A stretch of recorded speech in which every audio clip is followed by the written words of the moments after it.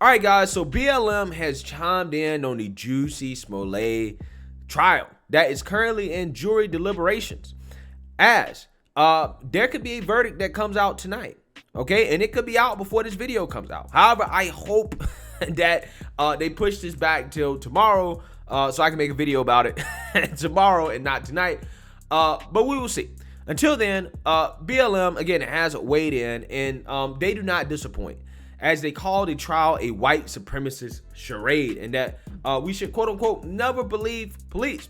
Now, I want people to understand the logic behind these statements from BLM. Apparently, a trial involving two Nigerians testifying against Jussie Smollett, who is black, basically saying that Jussie paid them off to commit a fake race hate crime against Jussie. Apparently that's white supremacy, right? All the actors involved in this are either African or black. Okay, so in this case, the Africans must be white supremacists, right? They must be white supremacists, right? According to BLM and their logic, okay? Also, the Kyle Rittenhouse trial, right? The leftists were saying that that was white supremacy, even though that involved 4 white people, right? Kyle Rittenhouse, who is white, shooting 3 white people, right, and killing 2 in self-defense. Apparently that was white supremacy as well. But what I find to be interesting is how when it came to the Ahmaud Arbery trial and the McMichaels being found guilty of murdering Ahmaud Arbery, I didn't hear all these accusations of white supremacy. Didn't hear it, right? And I wonder why. Well, the reason why is because they agree with that decision, right? So basically it goes like this. If they agree with the decision, then it's not white supremacy. If they don't agree with the decision, then it is white supremacy. It doesn't matter the race of the people actually involved, right, in the incident. Doesn't matter. It is white supremacy if I disagree with you. That's literally the left's argument, right? That's the logic, okay? That's why they got all these people out here calling black conservatives black white supremacists, right? Because black conservatives disagree with black liberals. So they say, hey, no, you're a white supremacist because you disagree with me, right? That's literally what it is, okay?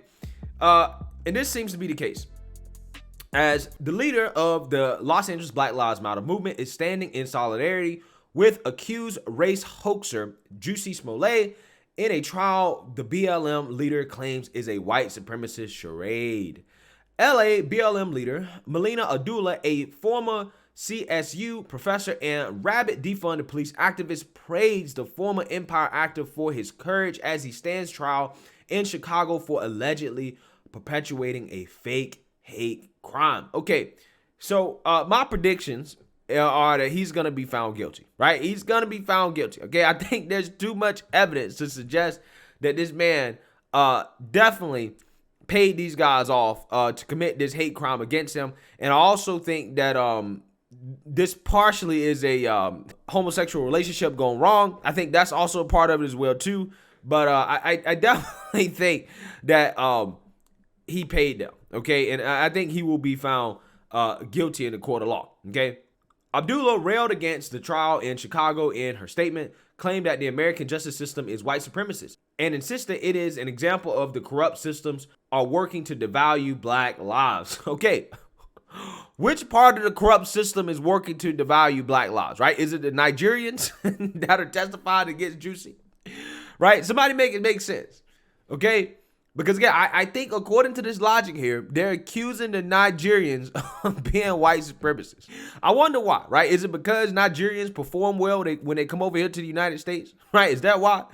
Is it because they've been able to succeed despite the so-called systemic racism? Does that make them white supremacists? Woo, boy, this is insane. In an abolitionist society, what the hell does that mean? What does an abolitionist society mean? I don't know. This trial would not be taking place, and our communities would not have to fight and suffer to prove our worth. Wait, hold on. So basically what you're saying is that in her ideal world, right, in quote-unquote abolitionist society, if you're black, you would not be held liable for your crimes, right? So if you file a false police report, you know, after faking your own hate crime, you shouldn't be charged, right? You shouldn't be charged and nothing should happen to you. But you know what? This makes sense because the far left and their criminal justice policies, their progressive criminal justice policies, falls right in line with this type of thinking, right? When it comes to bail reform, okay, when it comes to some of them that want to abolish prisons, these people care more about criminals than they do about productive, positive contributors to society, right?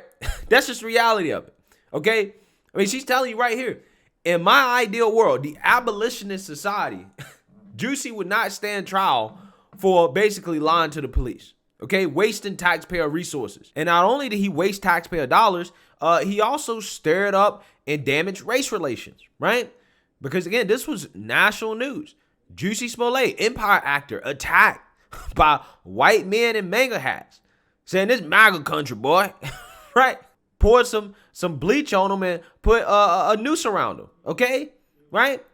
He tried to say this was a racially motivated time in a time period where, the left has really played up the race angle, right? That America is a white supremacist country that is irredeemable, okay?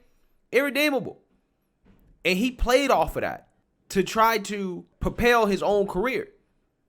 Again, he caused this country to become more divided to enrich himself, right? Instead, we find ourselves once again being forced to put our lives and our value in the hands of judges and juries operating in a system that is designed to oppress us while continuing to face a corrupt and violent police department who has proven time and time again to have no respect for our lives. In our commitment to abolition, we can never believe police, especially the Chicago Police Department, over Jussie Smollett, a black man who has been courageously present, visible, and vocal in the struggle for black freedom. The extremists continue.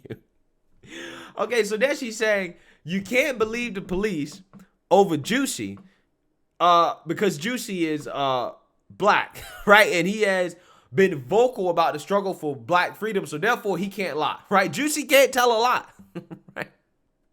Can't believe the Chicago Police Department, despite the overwhelming amount of evidence to suggest that the man faked a hate crime on himself, right? Including text messages, right? Text messages of him basically telling the brothers afterwards that, hey, it's going to be okay. I believe you guys. You didn't do anything wrong, blah, blah, blah, right?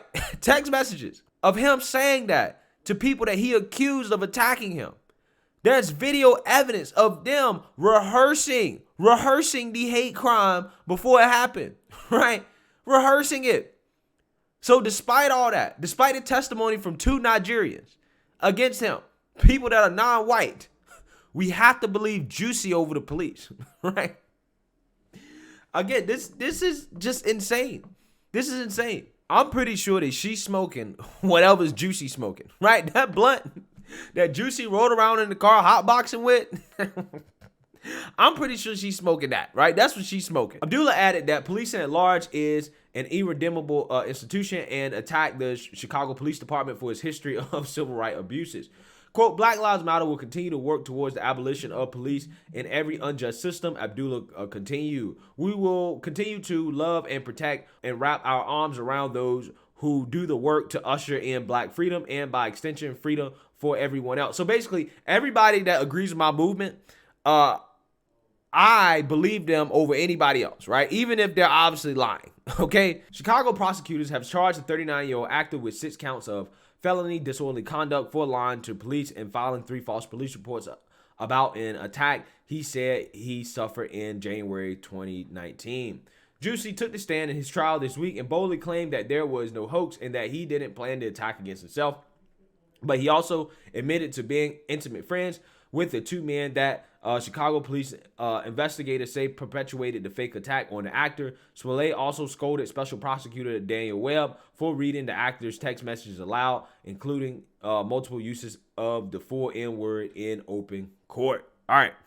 So, yeah, man, this is ridiculous, right? And this is par for the course with the extremists on the left in regards to their worldview. Okay, and the fact that they basically are saying that, well, because Jussie's on my side, he can do no wrong, right? He can do no wrong. And that it is a white supremacist institution when you have 2 Nigerians testifying against him that, he committed this fake crime on himself. Again, it's ridiculous. These people are simply not grounded in reality. And it once again confirms that they care about criminals more than they care about the justice system, more than they care about fairness, more than they care about positive contributors to society. They simply are just in bed with criminals, right? That's just what it is. That is what it is. As long as the criminals agree with them, right? They're cool with it. So we'll see what happens with the outcome of this trial. Let me know what you guys think. Make sure you like, comment, and subscribe. Most importantly, share a Black conservative perspective. Peace.